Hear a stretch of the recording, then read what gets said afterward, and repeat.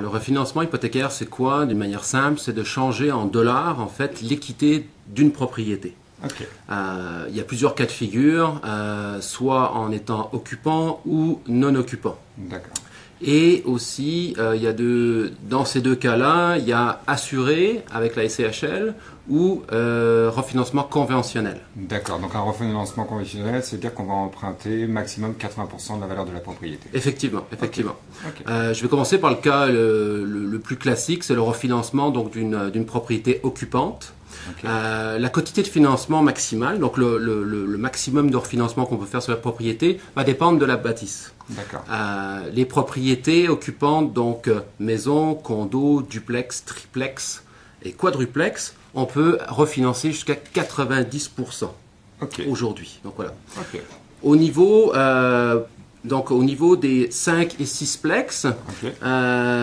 quand on est occupant, on peut aller, pareil, à une quantité de financement, mais à 85% au lieu de 90%. D'accord. 5 et 6. C'est la grosse différence. Occupants. 5 et 6 occupants, on va avoir possibilité de refinancer que 85% de la valeur marchande. Exactement, Okay. Propriétaire occupant. De l'autre côté, quand on va sur une propriété, on refinance une propriété qui est non occupante. Okay. Il faut savoir que depuis le 19 avril 2010, la Banque fédérale en fait a imposé des nouveaux critères sur les quantités de financement. Toutes les propriétés, les mises de fonds en fait pour acheter une propriété non occupante, c'est 20% de mise de fonds. Okay. Pour les propriétés de condos, duplex, triplex, quadruplex.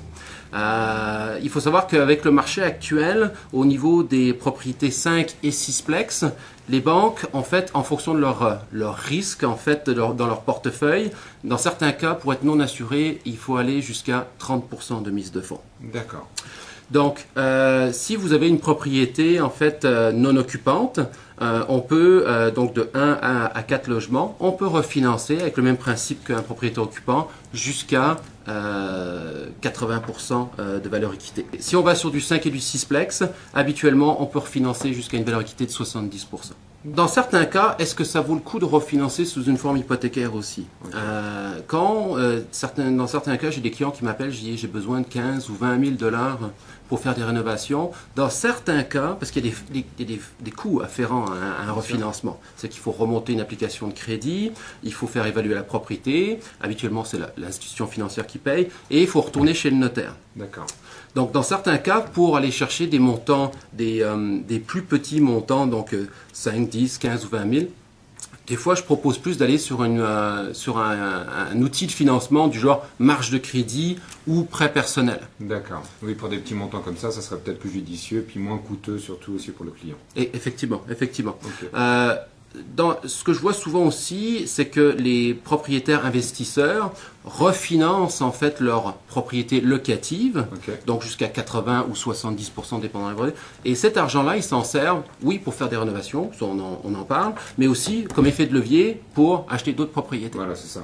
Donc, du fait que les intérêts en fait du prêt hypothécaire sur toutes les parties locatives en fait sont déductibles d'impôts. Okay. Donc, c'est un bon moyen d'aller chercher de l'équité de sa propriété et avoir un effet de levier pour en acheter un autre. Bon, ouais. Bah écoute, c'est très bien. On en a appris aujourd'hui beaucoup plus donc sur le refinancement hypothécaire. Merci. En tout cas, je te remercie pour ton temps et puis je te dis à une prochaine fois sur le blog.